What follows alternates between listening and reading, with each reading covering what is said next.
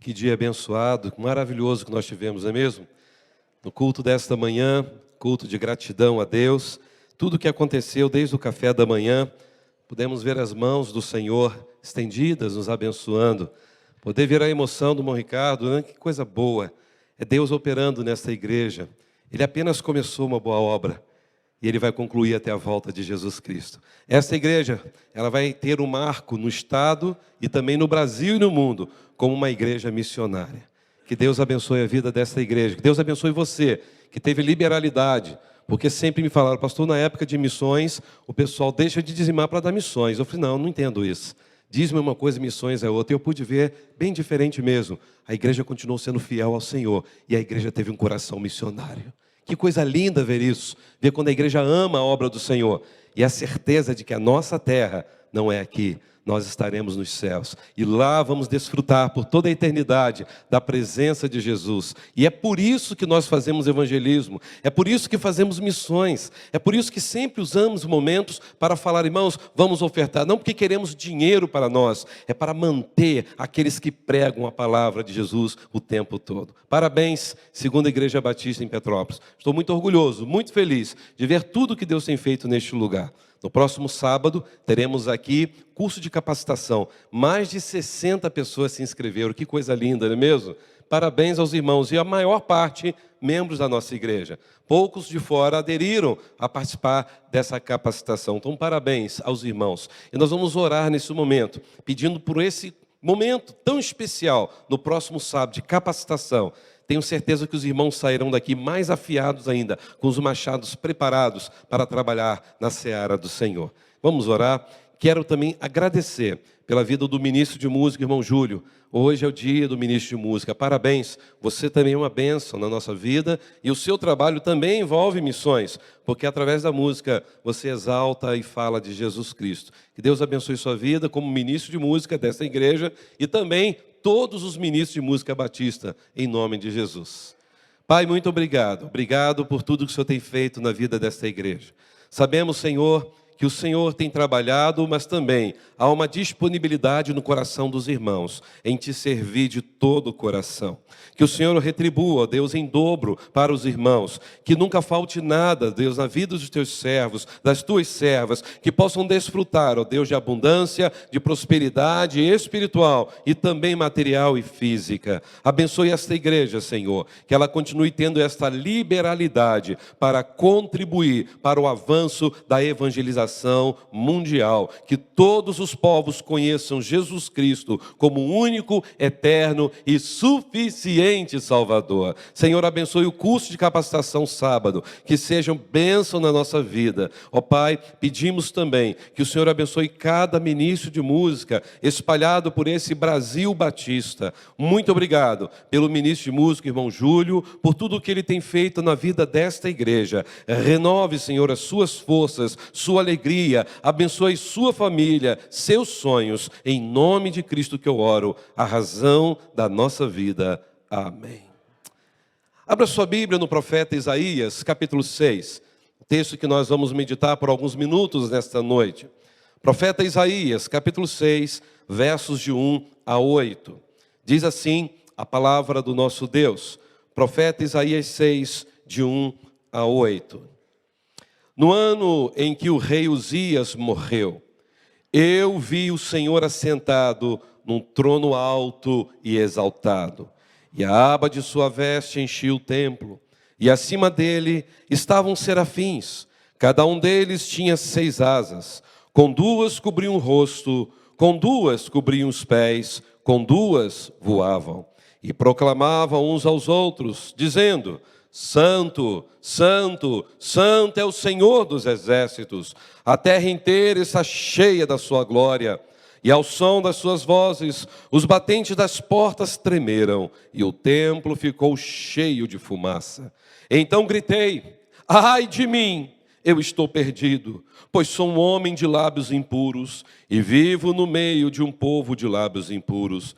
Os meus olhos viram o Rei, o Senhor dos exércitos. Logo, um dos serafins voou até mim, trazendo uma brasa viva que havia tirado do altar com uma tenaz. E com ela tocou a minha boca e disse: veja, e isto tocou os teus lábios. Por isso a sua culpa será removida e o seu pecado será perdoado. E então ouvi a voz do Senhor, conclamando: quem enviarei? Quem irá por nós? E eu respondi: eis-me aqui, envia-me. Oremos. Pai, estamos aqui diante da tua santa palavra e reconhecemos que a tua palavra lida e explicada é boca do Senhor falando aos nossos corações. Te louvamos pelo privilégio que como igreja temos de ouvir sempre a tua palavra, a tua voz. Obrigado, Jesus, porque nessa noite o Senhor mais uma vez falará conosco. Que o Senhor use a minha vida como instrumento em tuas mãos, em nome de Jesus Cristo, a razão da nossa vida que eu oro. Amém. Antes de analisarmos o texto, uma análise exegética, ou seja, quando analisamos o texto original, é muito bom avaliar antes para compreendermos esse texto. Se vocês observarem, no versículo 2, diz que acima dele estavam os serafins. Dele quem? De Isaías ou do Senhor? Aonde os serafins voavam? Sobre o Senhor, isso é claro. Mas o texto continua dizendo que cada serafim tinha quantas asas? 6 asas. E diz que com 2 cobriam o rosto. Na sua versão está a palavra no plural, os rostos. Não? O rosto. Bom, o seu rosto. Criaram uma música em cima desse cântico, dessa palavra de Isaías, que ela está errada na conjugação verbal. No santo dos santos a fumaça me encobre. E de repente vocês gostam de cantar. Mas o texto ali está dizendo o seguinte: e como os serafins que cobre o rosto ante a ti. A impressão que se tem quando se fala assim, e quando se lê algumas versões, é que os serafins se cobrem diante de Yahvé, do Senhor, e eles estão voando em volta do Senhor, e eles não estão vendo o Senhor, porque o Senhor é santo, não é assim? Mas no texto original não é isso que o texto diz. No texto original diz que os serafins, terceira pessoa do plural, tinham 6 asas. E eles, os serafins, terceira pessoa do plural, cobriam o rosto dele, terceira pessoa do singular. Muda, não muda? Os serafins com 2 asas, terceira pessoa do plural, cobriam os pés dele, terceira pessoa do singular. Então, na verdade, os serafins não cobriam seus rostos. Os serafins não estavam como um casulo, né, totalmente fechado, com aquele monte de asa, cobrindo os seus rostos. Na verdade, os serafins cobriam o rosto de Yahvé. Os serafins cobriam os pés de Yahvé, e eles voavam em volta de Yahvé, de Jeová, do Senhor, e eles gritavam: quem está aqui no meio é o Kadosh, Kadosh, Kadosh. Santo, santo, santo, e toda a terra está cheia da sua glória. Ou seja, o que os serafins estavam fazendo era proteger Deus ou era proteger Isaías? Isaías, porque Isaías estava onde? No templo. Isaías teve essa visão teofânica da glória de Deus, e a Bíblia diz que ninguém jamais viu a Deus. Como pode o texto dizendo: eu vi o Senhor assentado no alto sublime trono? Nem Moisés pôde ver Deus. Então a exegese bíblica nos ajuda nisso, porque Isaías de fato viu Deus não na totalidade, ele viu a glória de Deus. De fato Deus estava ali, mas os serafins cobriam Yahvé para proteger Isaías. E naquele momento Isaías contemplou a glória de Deus. Deus de fato está neste lugar. Meus irmãos, isso para mim é maravilhoso em saber que Deus também está aqui, entre nós e em nós. A glória de Deus está neste lugar sobre nossas vidas. E é nesse texto tão incrível e tão poderoso da história de Isaías que eu quero compartilhar com a igreja nesta noite. Um texto que foi escrito há pelo menos 2.700 anos atrás. E o profeta Isaías, ele viveu no século 8 antes de Cristo. Ele foi o profeta e viveu no período dos governos do rei Joatão, do rei Acás, do rei Ezequias.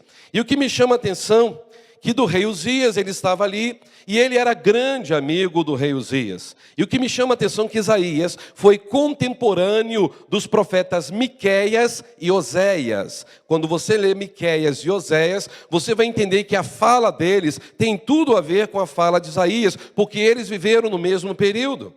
E agora nesse texto do capítulo 6, revela uma tragédia, porque o grande monarca Uzias tinha acabado de morrer e morreu de lepra. Por que ele morreu de lepra? Segundo Crônicas 26 fala que ele se tornou orgulhoso, ele começou a se achar o melhor, e isso foi ruim.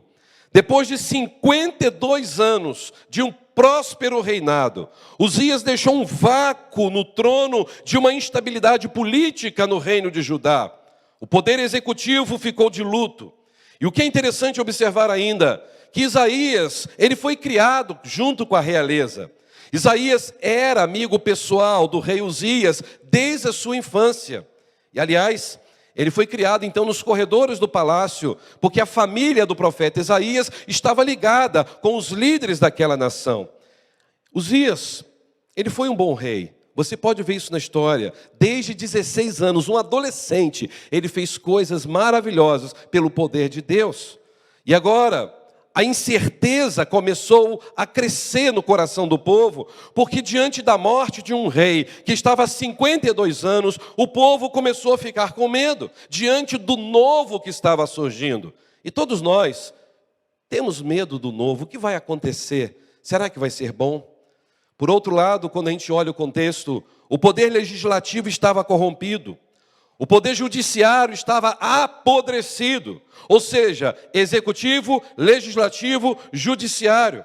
Homens inescrupulosos, empolerados no poder, decretando leis injustas, usando da justiça para esmagar o pobre, para esmagar as pessoas simples. E se você abrir comigo, veja na sua Bíblia, Isaías capítulo 10, verso 1 e o verso 2. Isaías capítulo 10, verso 1 e o verso 2. Tudo isso para nos encorajar a compreender o pano de fundo desse texto de Isaías. Diz o quê? Isaías capítulo 10, 1 e 2.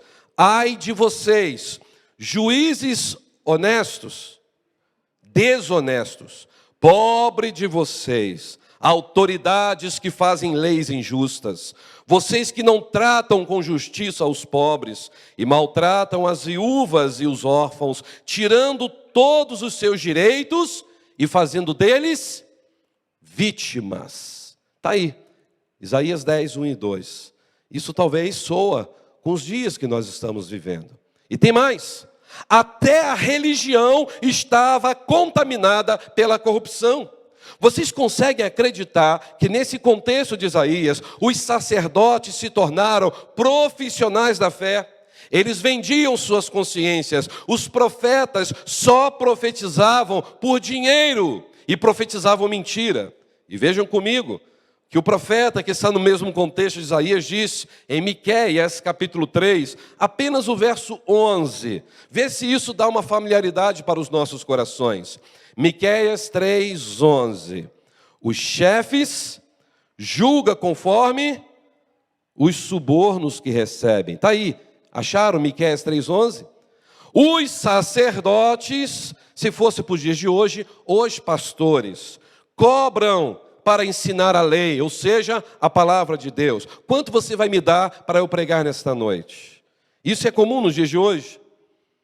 Pessoas que vão pregar e aí vão dar, então, uma palavra para aquele pastor. Quanto você cobra para pregar no nosso congresso aqui na cidade? 30 mil, 40 mil. E aí você começa a ver as pessoas cobrando para pregar. Isso acontece nos dias de hoje. E diz ainda, os profetas só profetizam quando são pagos. E, no entanto, todos afirmam, nós dependemos do Senhor. E ainda dizem que nenhum mal nos acontecerá, porque o Senhor está no nosso meio. Ou seja, são pagos para falar palavras mentirosas, dizendo, Deus não vai permitir mal nenhum acontecer, você só vai receber bênção na sua vida. Ou seja, contratados para pregar uma palavra de bênção. E se Deus estava querendo dar uma palavra de exortação, era o que estava acontecendo. Vocês não acham isso um absurdo? Parece-me que Miqueias e Isaías estavam vivendo aqui, passando pelas ruas do nosso país recentemente. Havia um ritual pomposo nos seus cultos, mas o povo estava longe de Deus. O povo estava enfermo por causa dos seus pecados. E assim Uzias, mesmo sendo um rei honesto, a economia estava abalada e manipulada, porque com a morte de Uzias, tudo ficou abalado. E aí o que acontece? Os ricos cada vez mais ricos, os pobres cada vez mais pobres. E essa informação está aqui em Isaías. Abra na sua Bíblia, Isaías 5, verso 8 e o verso 9. Tudo isso é o contexto dessa situação. Olha o que diz Isaías 5, 8 e 9.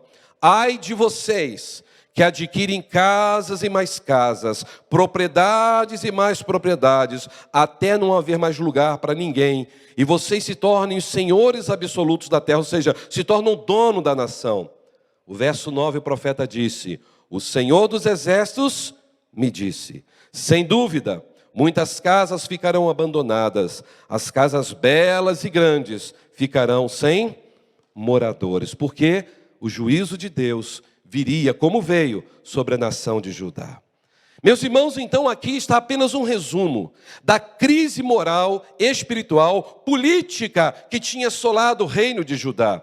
E inevitavelmente, o povo também estava contaminado, os valores estavam invertidos, o caos estava estabelecido na sociedade, as pessoas já não queriam mais fazer o que era correto. E o povo agora perde o seu único referencial, o rei Uzias, que ainda era um homem temente a Deus. E essa situação é a situação deste povo, na qual Isaías agora começa a escrever o capítulo 6. Ele está arrebentado, machucado, triste, chorando, porque ele tinha acabado de perder o seu grande amigo. Ele estava vivendo um período de crise, porque a nação de Judá estava em crise. E Isaías, então, neste momento de grande tempestade na sua vida, precisou ter respostas para o seu coração. E a pergunta que eu faço para a igreja nesta noite é: o que podemos fazer diante de tantas crises? O que podemos fazer ao olhar para tudo o que tem acontecido ao nosso redor em nosso país? O que fazer ao olharmos para a política? O que fazer ao olharmos para o poder judiciário, executivo, legislativo? O que fazer quando olhamos para a religião dos nossos dias? A resposta está nesse texto.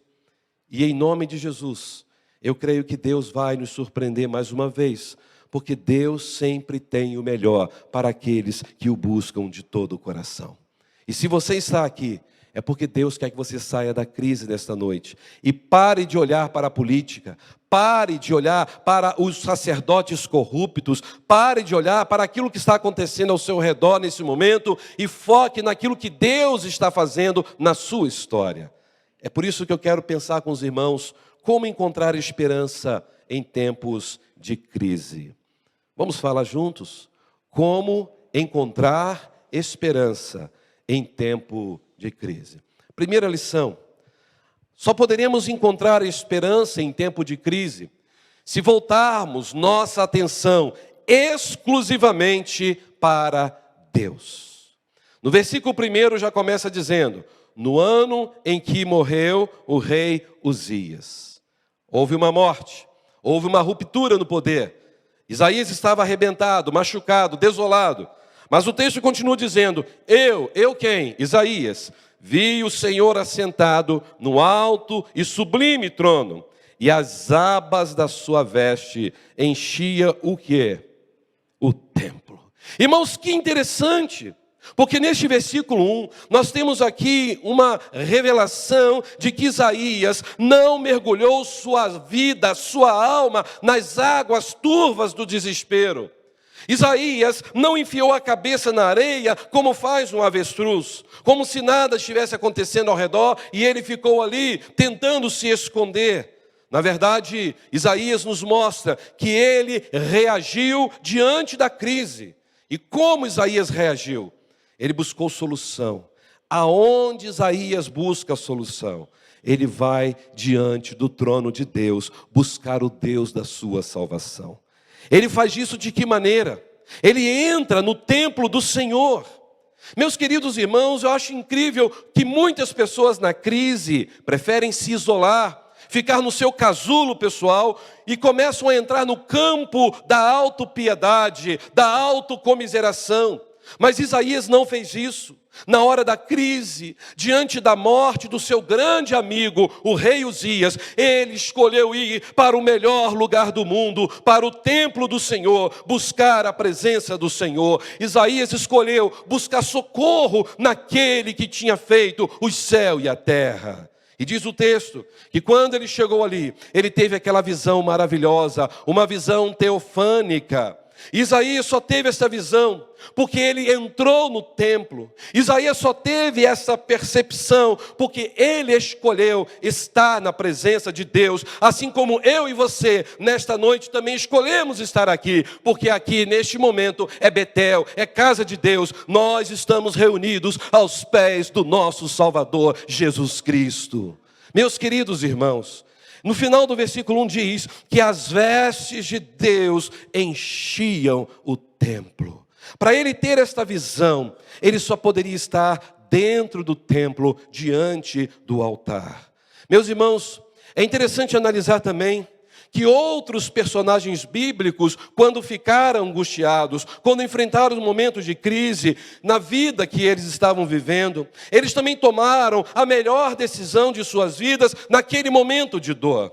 Os irmãos lembram que recentemente nós estudamos sobre Asaf, ministro de música. Lá no Salmo 73, ele estava vivendo uma grande crise. E ele ainda disse, meus pés quase que escorregaram. E o que Asaf fez para ter a resposta e a restauração? Ele foi ao templo do Senhor, e foi ali que ele encontrou resposta para a sua vida, foi ali que ele encontrou restauração para a sua vida, foi ali que ele se deleitou em Deus, diante das aflições que o açoitava, porque ele já diz no início do Salmo 73, eu tinha inveja dos ímpios que prosperavam, e foi então que Deus tratou do coração de Asaf, no templo do Senhor, Deus o fortaleceu. É assim que Deus faz comigo e com você. Ele fortalece a musculatura da nossa alma. Louvado seja o nome do Senhor. Outro personagem foi Zacarias, pai de João Batista, o precursor de Jesus Cristo. Se você olhar lá em Lucas, capítulo 1, verso 21 e 22, nos informa que Zacarias foi no templo, em que ele pôde ver o desejo do seu coração sendo cumprido. Veja o que diz Lucas 1, 21. Enquanto isso, o povo esperava por Zacarias. Ele era sacerdote, estranhando muito a demora dele no templo. E diz o que no verso 22? Quando saiu, não conseguia falar nada.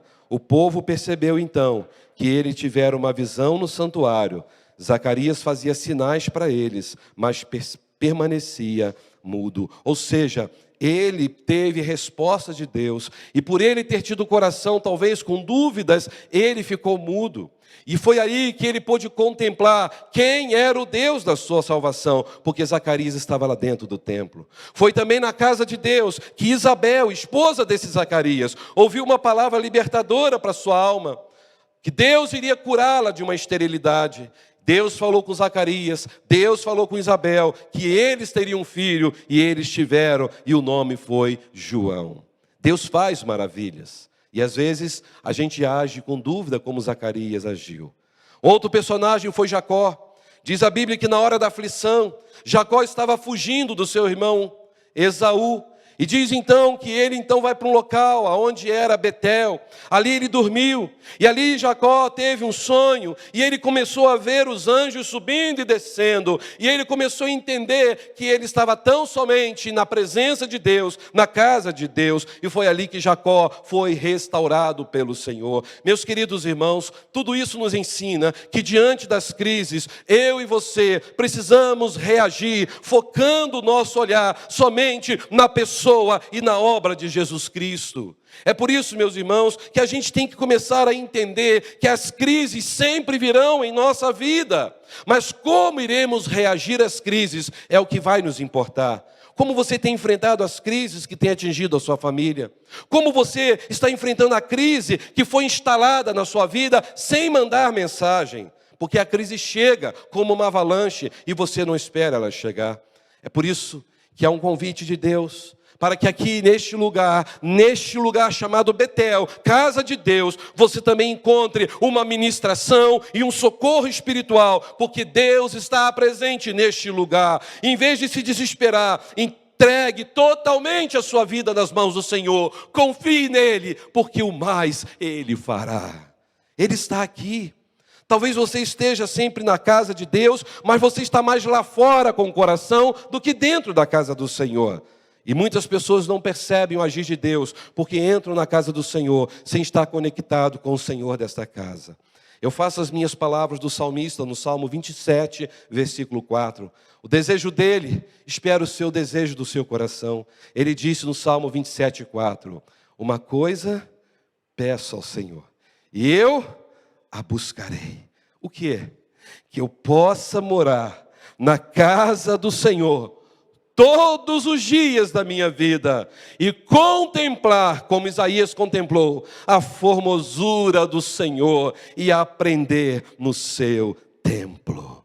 Meus irmãos, é um privilégio para nós fazer parte da igreja de Jesus Cristo. Saber que nós somos um povo amado, um povo vencedor. Saber que nós estamos aqui porque desejamos viver no centro da vontade de Deus. E quando eu e você vivemos no centro da vontade de Deus, Deus opera maravilhas, Deus restaura vidas, Deus traz transformação, Deus perdoa pecados, Deus faz nova todas as coisas. Por isso que na hora da crise, Isaías focou em Deus e ele foi ao templo, na hora da crise, buscar a face do Senhor, o Deus da sua salvação. Que você possa entender isso. Quando a crise está lá, aqui sim é o melhor lugar do mundo. Porque aqui nós estamos reunidos aos pés de Jesus Cristo, a razão da nossa vida. Você crê nisso? Esta é a primeira lição. Segunda lição, nós podemos encontrar esperança nesse tempo de crise se os nossos olhos não ficarem presos nas adversidades circunstanciais. Normalmente, quando nós enfrentamos problemas, nós começamos a olhar como Pedro olhou naquele momento da tempestade. Ele começou a ver os ventos, o mar se agitando, e ele começou a ter falta de fé. Às vezes a gente foca tanto no problema, que o problema se torna um Deus na nossa história. O problema se torna algo mais importante na nossa vida. Veja o que acontece com Isaías. Ele então olha no versículo 2 e diz, acima dele quem? Do Senhor, porque ele viu que o Senhor estava ali.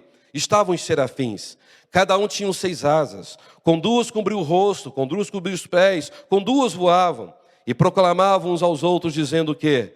Santo, Santo, Santo é o Senhor dos exércitos, a terra inteira está cheia da sua glória. Aqui para mim é claro que o texto dizendo santo 3 vezes, nessa teofania dizendo santo é o Pai, santo é o Filho, santo é o Espírito Santo. Meus queridos irmãos, isso aqui para mim é maravilhoso, porque os olhos de Isaías ainda estavam embaçados de tantas lágrimas. Ele estava simplesmente correndo para o templo, porque ele precisava receber um consolo, respostas diante da tamanha aflição e perda. E diz agora nesse verso 2 e 3, que Isaías viu Deus assentado no trono, os serafins gritando em alto e bom som, que ele era santo, santo, santo, o Deus Todo-Poderoso. E quando Isaías olhou para o céu, ele focou o seu olhar em Deus e ele entendeu, Deus é um Deus que comanda o universo. Deus, Ele reina com força, independente das crises que possam estar assolando a terra.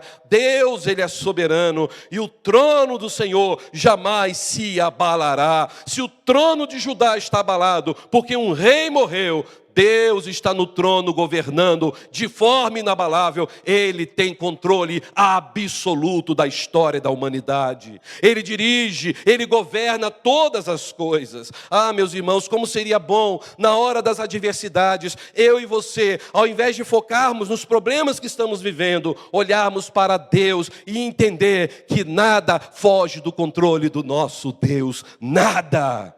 Ele está no controle da sua vida, Ele está no controle da sua história. Não é o seu patrão que vai destruir a sua história, não é um relacionamento que vai destruir a sua história, não são as dívidas, não é a enfermidade, porque você e eu somos servos do Deus Altíssimo. O Todo-Poderoso Deus é o nosso amigo. Por isso que nós cantamos aqui na igreja: nada temerei. Por quê? Porque o Todo-Poderoso é o nosso amigo. Isaías entendeu isso. Ele entendeu que Deus fazia todas as coisas conforme o conselho da sua vontade.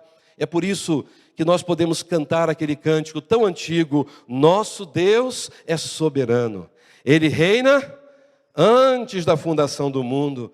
Podemos dizer que Ele é o alfa e o ômega, o princípio e o fim, que Ele está assentado no trono, reinando soberano, que os reinos se levantam, reinos caem, reis aparecem, reis desaparecem, pandemias vêm, pandemias vão, crises chegam, crises vão embora, mas Deus continua no trono, inabalavelmente, para sempre. Ele tem controle da história. E por que nós ficamos abatidos se o nosso Deus tem domínio sobre tudo? Ou você acha que Deus é pego de surpresa diante dos problemas que você e eu passamos? Você acha que Ele é pego de surpresa? Ele não é pego de surpresa. Ele sabe de todas as coisas e Ele está no controle de nossa história. É por isso que o profeta Isaías, ao ver o Senhor no alto e sublime trono, ele pôde entender que a morte do rei Uzias não era o fim da sua história. Meus irmãos, tem pessoas que passam a vida só lembrando daquilo que aconteceu, só lembrando do passado, não conseguem vivenciar o novo de Deus. Jerusalém estava sem um rei, isto é fato. Jerusalém estava sem um monarca, havia um vácuo no poder, havia. Mas Deus continuava no trono. Aliás, Ele nunca deixou de estar. Meus irmãos, se nós cremos que Deus continua no trono, a nossa crise não vai durar para sempre. Porque Deus tem poder para transformar nossas tragédias em bênçãos. Você consegue crer nisso? Deus tem poder para transformar nossas tragédias em bênçãos. É Ele que tem todo o poder no céu e na terra para exaltar o necessitado. É Ele que pode alterar as circunstâncias da nossa história, porque Ele é o Deus poderoso que governa com justiça, com retidão, tudo o que acontece neste universo.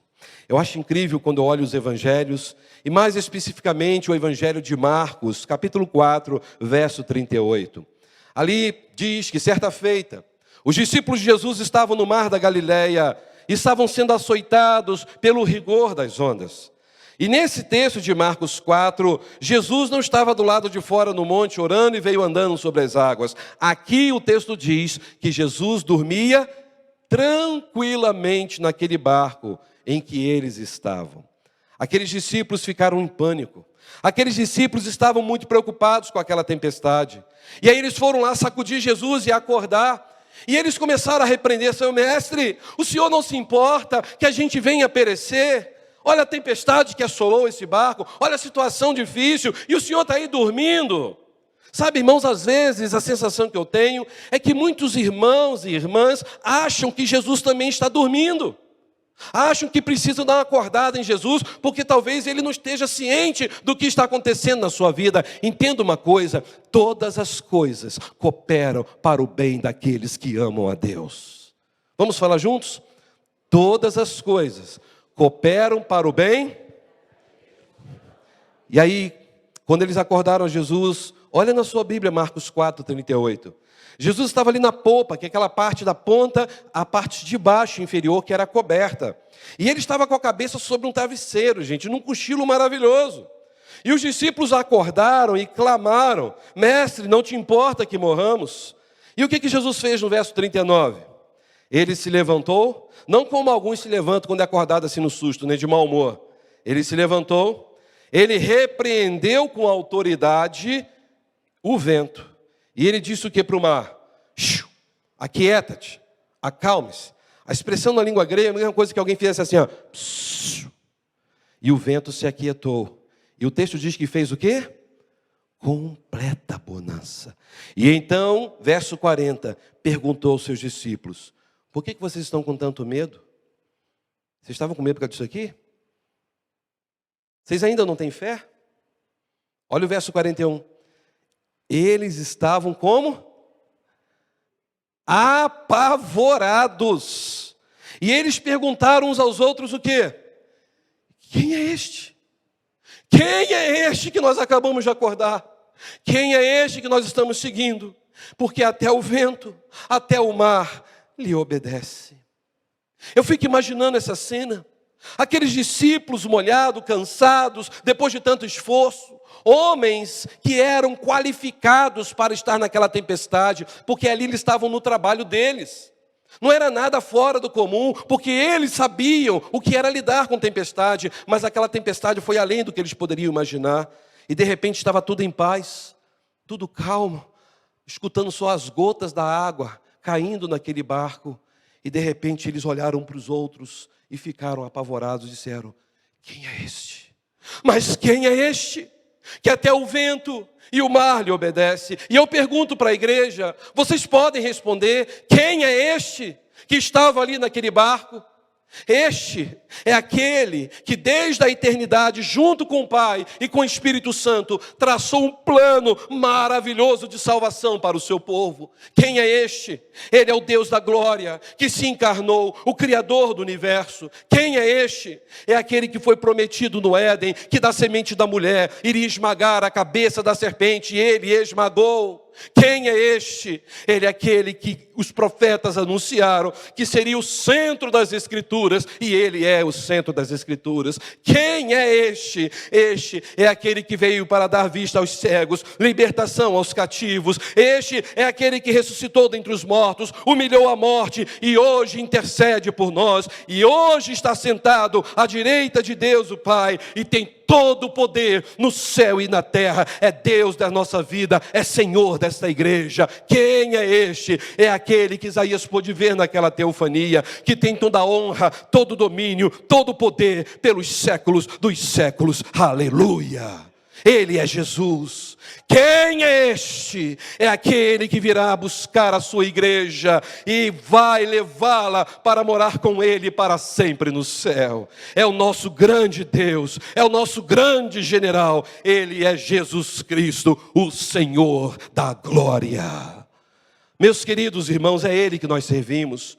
E aí eu tenho resposta para a minha vida, todas as vezes que eu passo por uma tempestade, por uma crise, que Jesus é o Senhor absoluto e tem controle da minha história.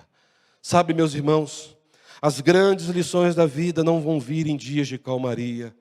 Eu sempre tenho falado isso. As melhores e maiores lições nós aprendemos em dias de tempestade. É só assim que Deus consegue forjar o nosso caráter.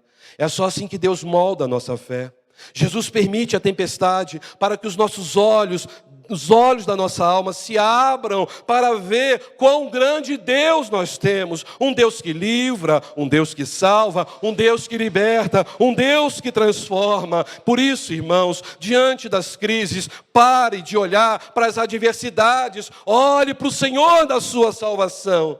Não desanimes, porque Jesus está no controle da nossa vida. Eu e você precisamos confiar mais, porque muitas vezes nós estamos seguindo o ciclo da vida, tudo está bom, tudo está tranquilo, de repente vem um acidente, de repente é uma enfermidade que vai mexendo com a estrutura de toda a família. É uma crise no casamento que explode do nada. São dívidas que só aumentam. É o desemprego que chega. E aí você começa a ficar em crise, porque você começa a pensar, o que eu fiz de errado para passar por isso? E nessa tempestade, a sensação que você tem é que você não pode fugir dela, que você não tem como, não tem saída, que essas lutas estão sobre a sua vida e você não sabe como fugir dela. E é nesse momento que você olha para os céus e entende que há um Deus que cuida da sua vida. Ele é o Emanuel, é o Deus conosco, é o Senhor da nossa salvação. E Ele disse: eis que eu estarei com vocês todos os dias, até a consumação dos séculos. Ainda que estejamos no meio de um mar revolto, Jesus estará conosco. Ainda que as ondas, os ventos sejam contrários à nossa história, Jesus estará conosco. Ainda que estejamos achando que não teremos mais controle da situação, Jesus está vendo, Ele está no controle. E Jesus diz: acalme o teu coração, eu estou contigo. Não te assombres, eu sou o teu Deus. Eu te fortaleço com a minha destra da minha justiça. Às vezes a gente pensa que Jesus está dormindo. Às vezes nós pensamos que Jesus está indiferente à nossa dor, à situação de crise. Entendam isso, Jesus nunca fará isso. Ele está ativo, Ele sempre trabalha ao nosso favor. É por isso que nós temos que parar de olhar para as circunstâncias, porque as circunstâncias trazem influências satânicas para contaminar o nosso coração, para gerar em nós dúvidas. Foque o olhar em Cristo, foque o olhar naquele que é o Senhor da sua salvação. Foi isso que Isaías fez naquela tempestade de dor que ele estava vivendo. Ele foi até a casa de Deus e ele viu a manifestação da glória de Deus naquele lugar. A mesma manifestação que está aqui neste lugar. Se eu disser para os irmãos que este lugar está cheio da glória de Deus, você vai acreditar? Alguns vão dizer, bom pastor, tu dizes. Se o Senhor falou, eu acredito. Se você está acreditando que eu falei, não adiantou em nada. Eu acredito porque eu sinto e sei que o Senhor Jesus está aqui entre nós. Ele anda no meio da sua igreja. Ele conhece a sua vida, a sua história. Ele sabe como você foi criado. Ele entende você melhor do que você mesmo. Ele diz para você e para mim, acalme o coração. Pare de dar ibope para as circunstâncias adversas. Olhe para mim, o teu Redentor. Eu estou vivo. Esse é Jesus. Você pode descansar isso hoje, os seus problemas, suas angústias, seus traumas nas mãos do Senhor. Mas agora vem a última lição. E essa última lição às vezes não é muito agradável, porque mexe com a gente naquilo que fazemos de errado. Nós podemos encontrar esperança em tempo de crise, quando tivermos consciência das nossas impurezas, dos nossos pecados e abandoná-los. Você gosta de falar em pecado? Você gosta que alguém chegue para você, você está em pecado. Isso não é bom. Ninguém gosta de ser repreendido diante de um pecado que tenha cometido. Veja o que vai acontecer com Isaías no versículo 5. Quando ele teve essa visão maravilhosa e majestade, o que ele gritou? Que maravilha! Eu sou cabeça e não sou cauda. O que ele disse? Ai de mim! Eu estou perdido, porque eu sou um homem de lábios. O que é um homem de lábios impuros?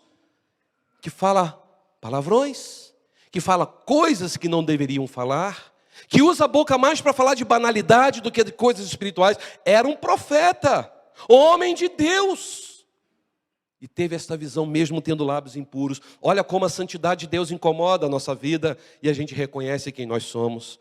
E ele diz o que? Eu vivo no meio de um povo que vive falando mal, reclamando, com lábios impuros.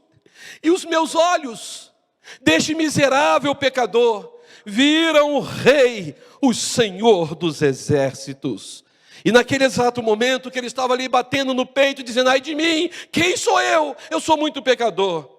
Diz que um dos serafins voou até ele e trouxe uma brasa viva. É claro que não é literal, isso é figurado. A pessoa pegar um carvão vermelho incandescente, vai lá, abre a boca aí, né?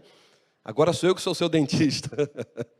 Não faz sentido, isso aqui é figurado, é a ideia da palavra de Deus que vem inflamada sobre a nossa vida. E diz que tirou do altar com uma tenaz. Irmãos, sabe o que eu acho interessante? Que na verdade o maior santo é aquele que mais consciência tem de que é pecador. Este é o maior santo. Infelizmente o ser humano está brincando com o pecado. Não brinque com o pecado. Muitos brincam com o pecado como gato e rato. Viu o gato brincando com o rato? Ele deixa o rato ir, pega o rato, coloca na boca. O gato solta o rato, vai lá, pega de novo, dá uns tapas. Dali a pouco ele morde mais um pouquinho, solta e fica brincando. Até a hora que ele vai e mata de vez. Porque cada pecado que a gente comete simplesmente está nos levando para longe do Senhor. A pessoa já não sente mais que ela está pecando. Um pecado atrás de outro pecado, chega uma hora que vai calcificando o coração. Você já viu uma pessoa que mora no mangue? Você chega lá no rio, quando você chegando perto lá da praia, você sente um cheiro de peixe podre em determinado lugar, não é assim?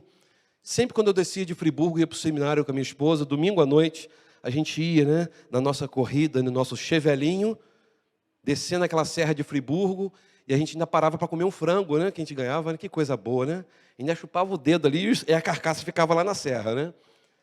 E tinha um seminarista junto comigo, né? Ia com a gente para ajudar a comer o frango, né? E a gente ia para o seminário, chegava 1h da manhã no Seminário do Sul, pela graça do Senhor. Tanque do carro quase vazio, cheio da presença de Deus. Porque estava vazio, não tinha dinheiro para botar gasolina. E eu lembro que a gente fazia aquelas viagens para lá, e quando a gente chegava ali, Rio Manilha, naquele trecho de Itaboraí, e a gente começava a entrar próximo à Ponte Rio, que cheiro horroroso! Aquela marola, né, que alguns falam, da marisia, cheiro do mangue, algo parecia que tinha podre ali, um peixe podre parado. E aí depois, quando a gente chegava lá na Tijuca, respirava ar puro de novo por causa da floresta. Imagine você então tirar uma pessoa que está vivendo sempre ali no mangue, está acostumada com aquele cheiro. Coloque ela para morar em Petrópolis durante 3 meses. E depois, quando ela sair de Petrópolis e voltar para lá, o que vai acontecer? Ela vai sentir, gente, eu morava aqui? Eu não acredito, que cheiro horroroso. Não é assim? O pecado, quanto mais você se acostuma com ele, você dali a pouco já não sente mais que está pecando.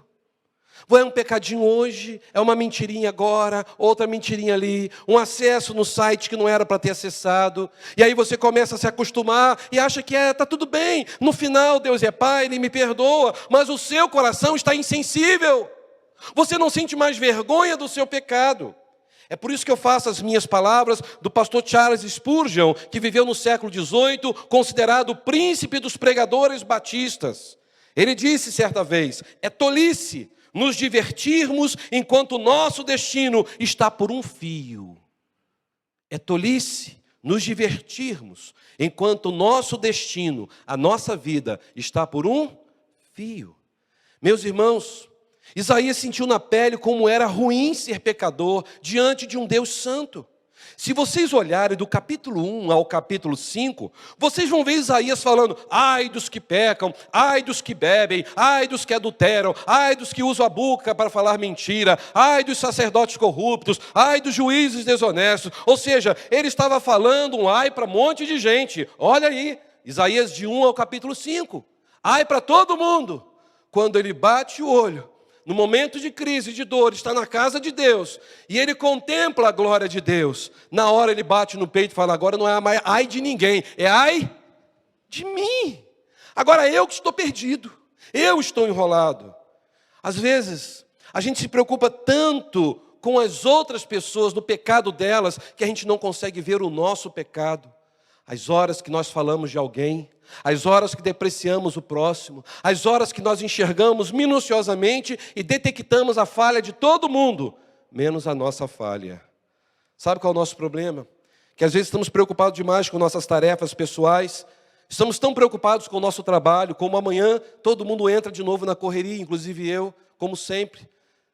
Eu estava num determinado lugar e a pessoa falou, ô pastor, bom fim de semana, descansa bastante. Hã? Para pastor, fim de semana é que mais trabalha ainda, né? Porque muitos acham que pregar é o trabalho. Então o pastor ganha salário por cada sermão que prega, né? Pelo contrário, né, Deus? Só quem vive o ministério pastoral sabe que o dia a dia na vida pastoral é intenso. E o fim de semana é mais intenso ainda. E meus irmãos, a nossa vida fica numa correria tão grande, que muitas vezes a nossa vida de piedade com Deus fica em segundo plano. Não temos tido tempo para ler a Bíblia, não temos tido tempo para orar. Imagine se nós lêssemos a Bíblia e orássemos na mesma quantidade que a gente coloca a mão no celular. Quantos aqui, sejamos sinceros, que ao acordar, a primeira coisa que você faz ao invés de dar um beijo na sua esposa, no seu esposo, cadê meu celular? Seja sincero. O celular tem sido algo mais importante, meus irmãos. A Bíblia diz que Jó, ao reconhecer a grandeza e a majestade de Deus, mesmo sofrendo como ele estava, ele caiu com o rosto em terra e ele confessou lá no capítulo 42, verso 5, agora os meus olhos te veem, Senhor, e eu me abomino no pó e na cinza. Ele reconheceu que ele era pecador, a ponto dele dizer, Senhor, eu te conhecia de ouvir falar, mas agora eu te conheço, porque os meus olhos contemplam quem é o Senhor. Sabe, meus irmãos, ouvir falar de Deus é muito bom, mas estar com o Senhor é um privilégio de quem serve ao Senhor. É um privilégio ler a Bíblia, orar, conversar com Deus diariamente. A gente olha na palavra de Deus, quando o apóstolo Pedro reconheceu a divindade de Cristo no mar da Galileia, diante daquela pesca milagrosa lá em Lucas 5, ele naquele mesmo momento olhou para Jesus e disse: Senhor, retira-te de mim, porque eu sou pecador. Eu não mereço, Senhor, a minha vida é uma vida conturbada, quem sou eu para estar na Tua presença? Meus irmãos, essas manifestações é com manifestação de consciência pesada diante de um pecado que esmaga o ser humano. É um reconhecimento de que nós precisamos urgentemente do perdão de Deus. Talvez nessa noite você esteja passando pela pior crise da sua vida, porque você está vivendo conflito justamente porque você não consegue reconhecer o seu pecado. Você não reconhece que você está longe do Senhor. É impossível um homem que se aproxima de Deus e ama a Deus e tem intimidade com Deus chegar em casa e tratar mal a sua esposa, tratar mal os seus filhos, ser arrogante com a sua família. Tem alguma coisa errada nessa história. Não tem cabimento de alguém dizer que está presente na presença de Deus, que está junto com Deus, que é assim com Deus, mas na prática vive completamente ao contrário.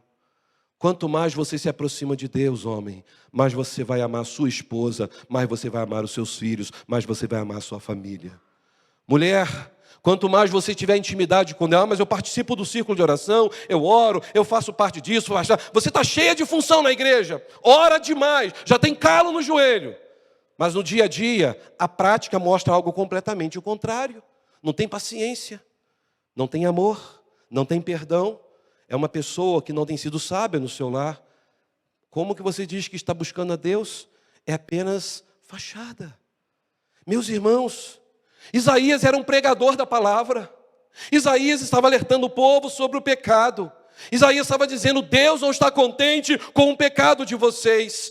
Agora, quando ele se encontra de fato com Deus de frente, ele bate no peito e diz: agora eu estou enrolado, eu sou pecador. Irmãos, não tem como nos envolvermos com Deus e continuarmos fascinados pelo pecado. Não tem como. Será que não é exatamente isso que a crise chega?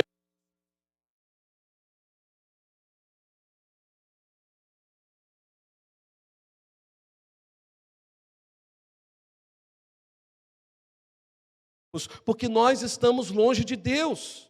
Você e eu podemos ficar fascinados pelo pecado. Ou talvez só olhamos o pecado na vida do vizinho, olhamos o pecado na vida do nosso cônjuge, olhamos o pecado na vida dos filhos, dos pais, do sogro, da sogra, do cunhado, da cunhada, mas nós não olhamos para o nosso pecado. Ao invés de dizermos: ai de mim, a gente está dizendo: ai de vocês. E talvez possa ter soado no seu coração: ainda bem que fulano veio essa noite. Ou marido e mulher, como uma vez eu estava em São Paulo pregando, onde eu fiquei 18 anos, enquanto eu estava falando sobre o marido se aproximar de Deus, ela foi e cutucou ele assim: ó, é para você. E eu ouvi. Não é para você, é para mim. Essa palavra fala primeiro ao pastor, porque Deus falou comigo. Ai de mim, porque eu também preciso melhorar. É por isso, meus irmãos, que nós precisamos olhar para esse texto e vislumbrar com aquilo que Deus fez na vida de Isaías. Isaías estava ali, naquele momento, entendendo que pior do que perder o monarca, o rei Uzias, era pregar a palavra, estando com lábios impuros e com o coração longe de Deus. E sabe o que me chama a atenção? Quando o anjo então veio, olha o verso 7, o anjo tocou no joelho de Isaías e disse: ajoelhe e busque ao Senhor. Amém? Ah não, né? Graças a Deus. Uma vez eu disse isso, a pessoa: glória a Deus, amém. Eu falei: amém não, é isso que o texto diz? O anjo tocou aonde? Na boca. E o que ele disse? Tocou os seus lábios, por isso a sua culpa será removida, o seu pecado será... Sabe o que isso me ensina? Que a morte e a vida estão no poder da língua. Vamos falar juntos? A morte e a vida estão no poder. Meus irmãos, o toque do instrumento em brasa na boca de Isaías estava indicando que ele precisava se relacionar mais com Deus e usar a sua boca para ser uma boca mais purificada. Porque é na boca que nós podemos provar, experimentar, saber se está salgado, saber que está doce, não é assim? Mas é talvez É também, talvez, pela própria boca que nós experimentamos coisas boas ou ruins, que nós também podemos usar a nossa língua, que está dentro da boca, para destruir vidas. Uma vez eu ouvi uma frase que eu achei interessante, e essa frase dizia o seguinte: o animal mais feroz que nós temos na nossa história está atrás das grades, chamado dentes. Porque quando a língua está atrás dos dentes, está presa. Quantas vezes nós podemos pecar com a nossa boca, com a nossa língua, quando a gente fala mal, quando a gente critica alguém, ou quando a gente usa a nossa boca para falar aquilo que não vai edificar vidas e nem a nossa vida diante do Senhor. E olha o que acontece. Verso 8. Depois disso, ouvi a voz do Senhor conclamando. E eu pergunto, depois disto, o quê? Que Isaías teve a visão teofânica? Depois disto, o quê? Que Isaías bateu no peito e reconheceu que ele era pecador? A sequência do texto diz, depois disto o quê? Que os seus lábios foram purificados. Meus queridos, esta é a área que Deus precisa mexer na nossa vida para nos purificar. Porque Deus mexe justamente naquilo que mais tem gerado confusão nas igrejas, nas famílias, na sociedade. A língua. Quando nós olhamos a glória de Deus, quando nós temos intimidade com o Senhor da glória, é impossível a gente não mudar. É impossível termos um encontro desse nível que Isaías teve e sair dali tranquilo, continuando falando as mesmas coisas. Acabou de entrar na igreja, adorou o Senhor, ouviu a palavra de Deus, foi impactado por Deus. Desce as escadas, entra no carro, fala tudo de novo, a boca parece que não foi mudada, o coração continua longe do Senhor. É por isso que há muitas crises nas famílias, na sociedade, nas igrejas. Muitas crises que as pessoas estão passando, porque elas não foram purificadas, a começar do lugar certo, pela boca. Talvez seja este o momento de você pensar diante de Deus: Senhor, será que a minha boca tem sido instrumento de glória ou um instrumento de destruição?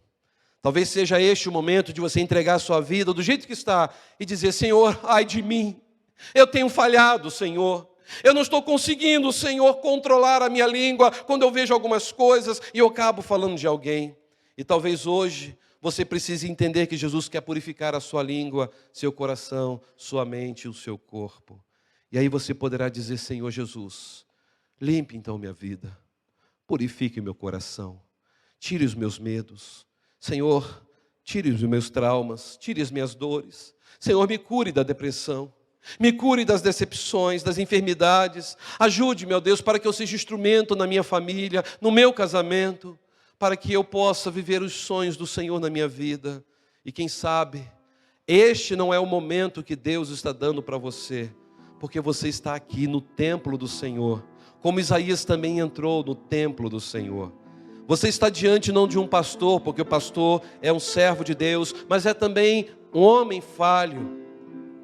Se não fosse o chamado sobrenatural de Deus, eu não estaria aqui. Mas o nosso Deus, o Deus que eu sirvo, é um Deus que nunca me abandonou. É um Deus que está sempre presente na minha história. É um Deus que tem feito nova todas as coisas, e eu tenho presenciado isso. Muitas famílias sendo transformadas, muitas vidas sendo impactadas pelo poder de Jesus. O que nós vimos aqui do Som das Missões, cantando, dizendo que são livres, isto é porque Jesus transforma, Ele liberta. Mas quando Jesus liberta, Ele liberta a começar da nossa língua, do nosso comportamento. Eu quero convidar você a fechar os seus olhos e a pensar, não se você estivesse no lugar de Isaías, porque eu e você estamos no lugar de Isaías. Nós estamos neste lugar consagrado a Deus. As vestes do Senhor estão aqui. O Senhor aqui anda no meio da sua igreja. É o que estamos estudando em Apocalipse. Ele diz para mim e para você: não temas, eu vou mudar a sua vida, mas você precisa se arrepender dos seus pecados. Você precisa parar de viver esta vida dupla, na presença de Deus e na presença de Satanás. Só há esperança quando a nossa vida está somente no Senhor Jesus.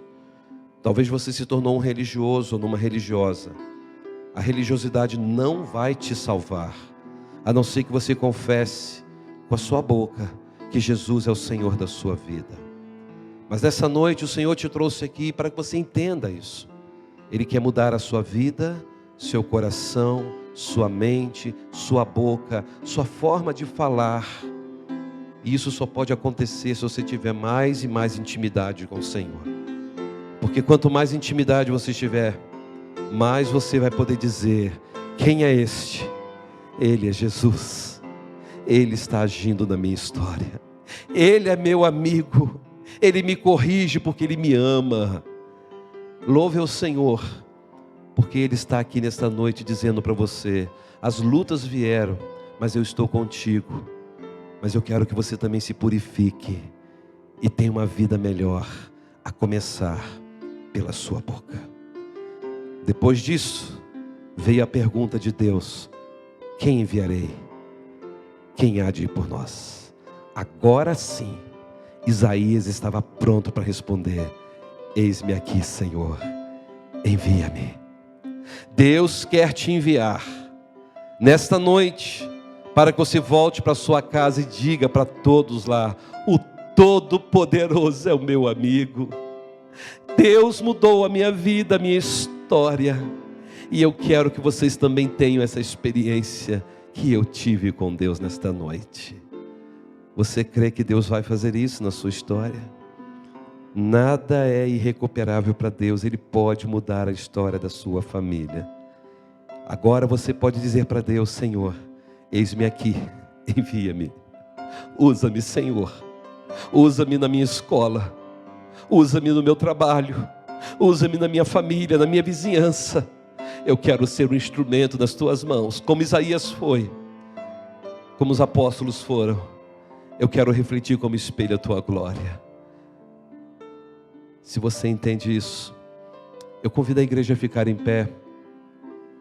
E eu quero colocar a sua vida diante de Deus, inclusive a minha, porque o Deus Santo, Santo, Santo está aqui.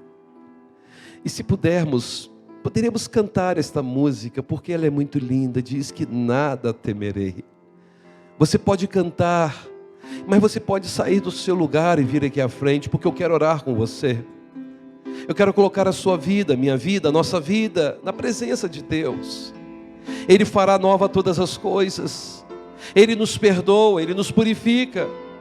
E Ele te trouxe nessa noite porque Ele quer mudar para sempre a história da sua vida. Você crê nisso? Então diga: Senhor, aqui estou. Eu creio. Usa-me, Senhor. A tempestade está difícil, a crise é grande, mas os meus olhos não estão nas circunstâncias. Os meus olhos estão no Senhor, o Deus da minha salvação. Vem aqui à frente, eu quero orar por você. Deus abençoe. Vamos adorar o Senhor? Pode vir. Se o mar se agitar e tudo escurecer e parecer que eu não vou sobreviver, pode vir. Se o meu coração sente que é o fim, eu vou manter meus olhos firmes no Senhor. Circunstâncias não alteram as promessas do Senhor. Tudo contribui para o meu bem.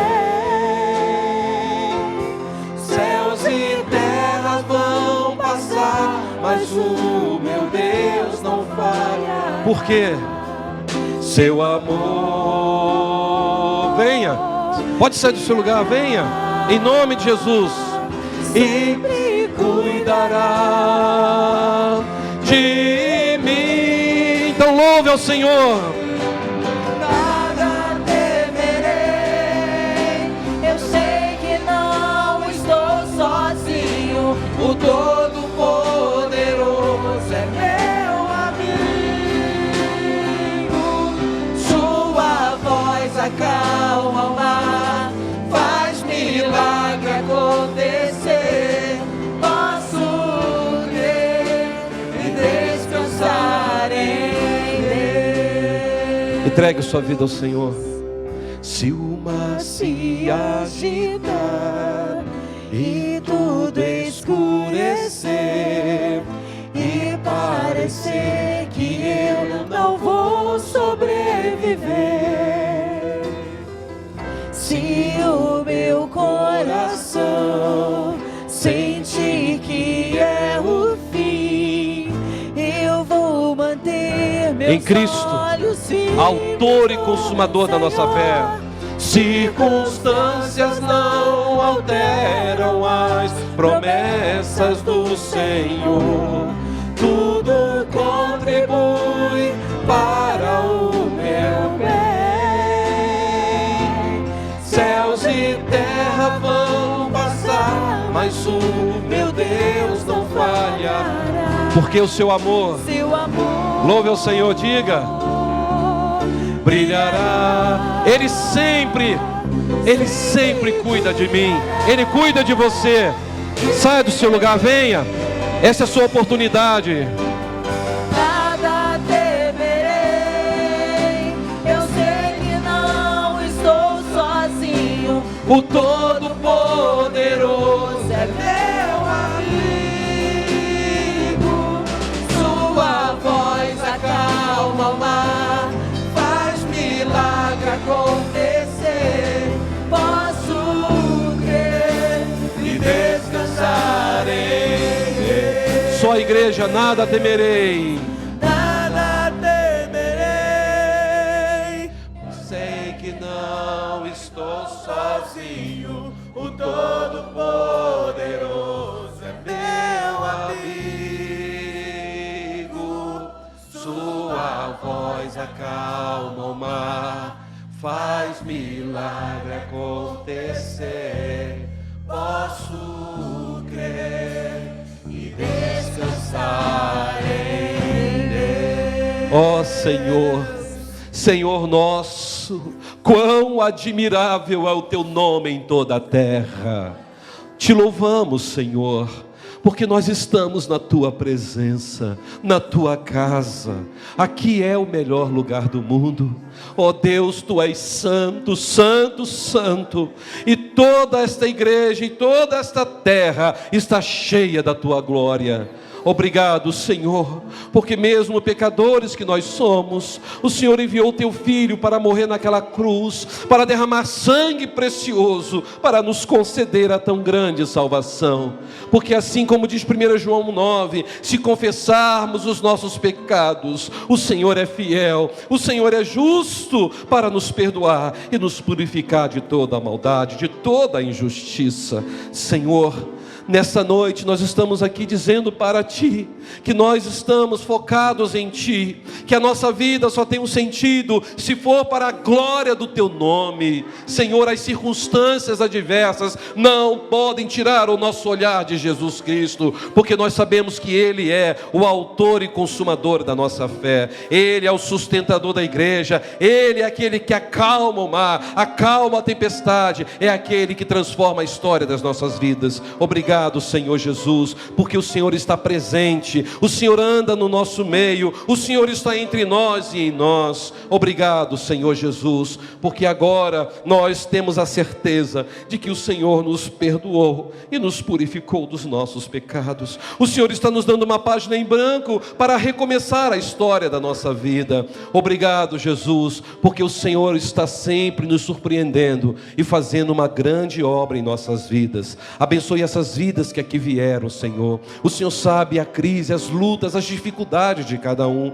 O Senhor sabe, ó Deus, talvez estejam alguns aqui vivendo a pior fase da sua história, talvez vivendo um momento de angústia, de dor, de depressão, momentos em que o choro tem dominado as suas noites. Em nome do Senhor Jesus, derrama o bálsamo sobre esses corações, enxuga essas lágrimas, ó Pai, e traga sobre cada coração a unção do Teu Espírito Santo. Em encha-os, ó Deus, dê sobre eles e elas a autoridade do Teu Espírito, para que possam sair daqui cheios da Tua presença e falar da Tua grandeza e refletir como espelho a glória do Senhor. Sabemos, ó Deus, que o Senhor há de fazer uma grande obra nessas vidas, para o louvor, para a glória do Teu nome. E eu faço esta oração como ministro do Evangelho diante desta igreja, em nome de Jesus Cristo, aquele que é a razão da nossa vida. Amém e amém.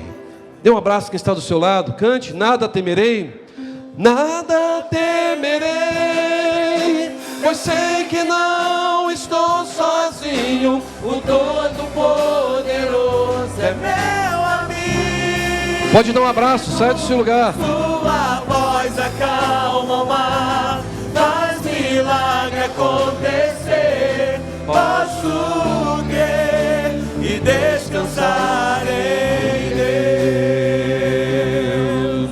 Nada temerei, eu sei que não estou sozinho, o Todo-Poderoso é meu amigo. Sua voz acalma o mar, faz milagre acontecer. Posso crer e descansar em Deus.